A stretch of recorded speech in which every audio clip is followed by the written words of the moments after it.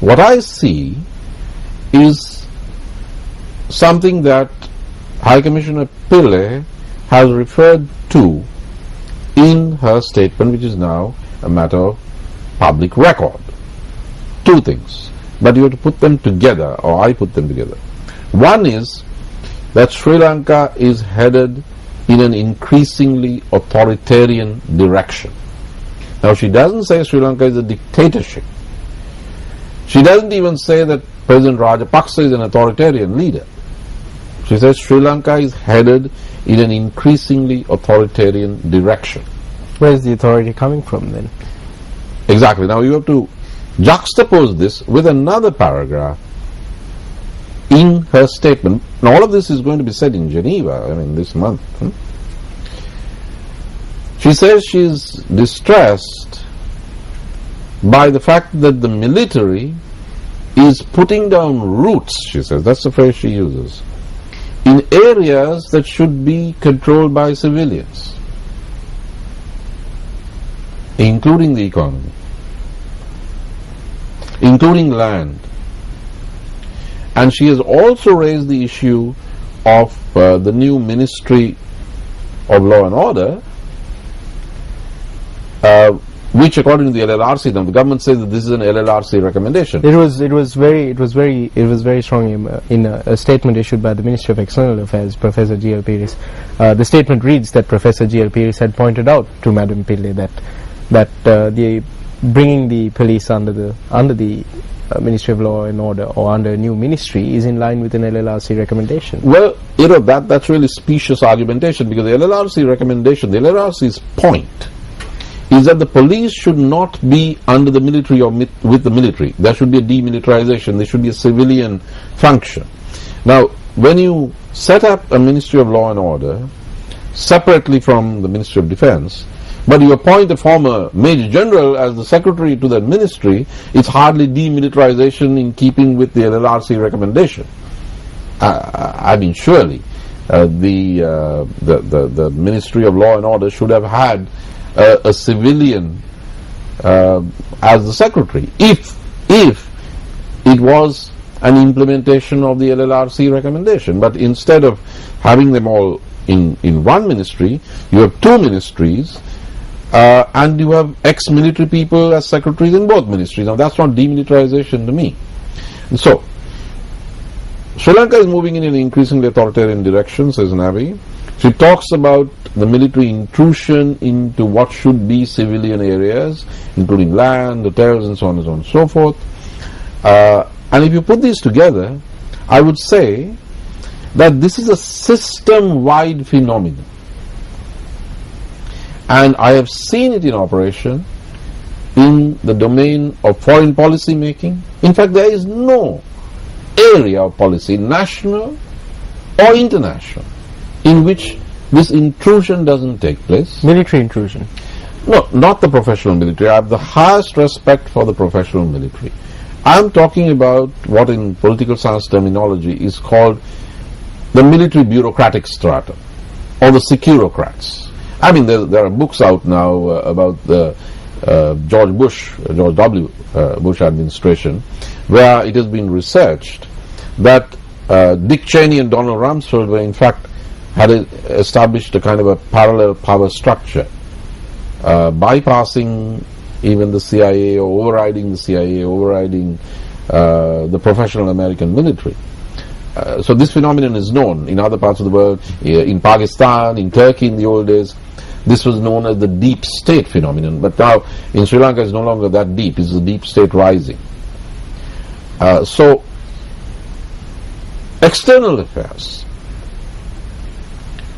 is increasingly being intruded into and dominated by a certain discourse, a discourse which is an amalgam of singular Buddhist, ethnocentric, religiocentric nationalism, ultranationalism, which also means that the main function of our embassies is seen as interacting with the singular diaspora, and also serving as places of religious worship. I mean, no embassy in the world does this apart from the Sri Lankans. Not the Pakistanis. Pakistan is supposed to be an Islamic state.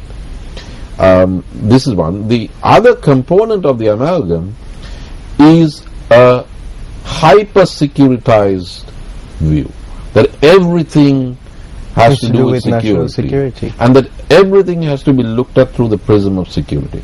Now what that does is that when you try to defend everything, you can't really defend anything.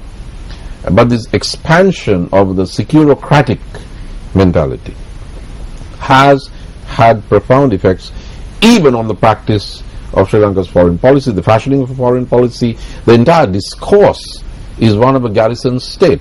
It's a delusion of a garrison state, because you can't maintain a garrison state when you're an island on the doorstep of India with which you don't seem to have that good relations anymore.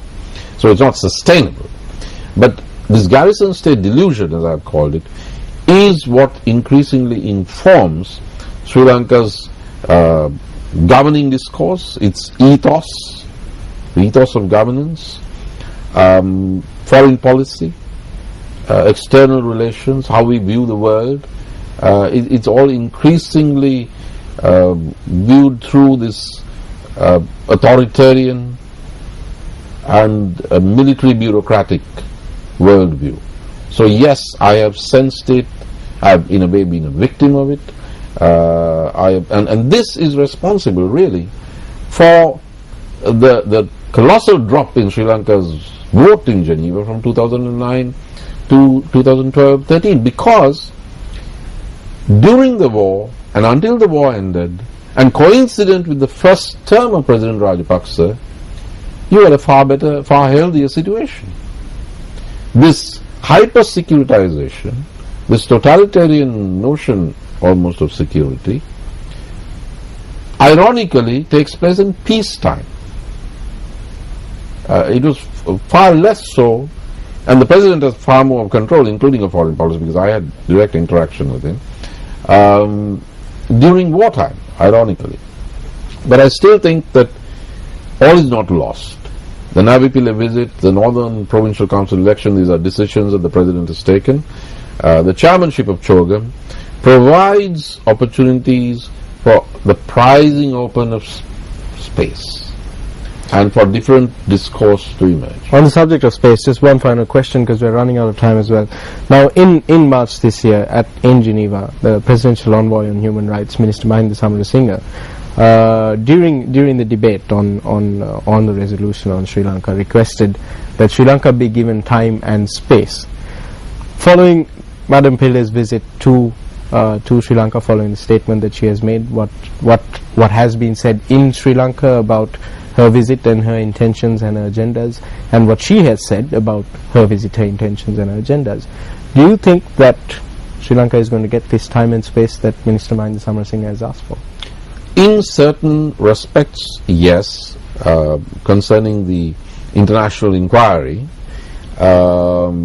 we might, but I would say that March 2014, I mean, we've got until March 2014, and this has been signaled by High Commissioner Pillai. In March 2014, the same people who brought these two resolutions, who obviously have a roadmap, who have a game plan, will bring another resolution which is going to take it to the next level. Now, Sri Lanka has to outrun this, and it can. If we reform, if we open up, if we liberalize, if we clean up our act, if we roll back the authoritarian tendency, if we change the authoritarian direction, then we can outrun this. But as of today, given the discourse that you see in the government's response to Madam Pillai's visit,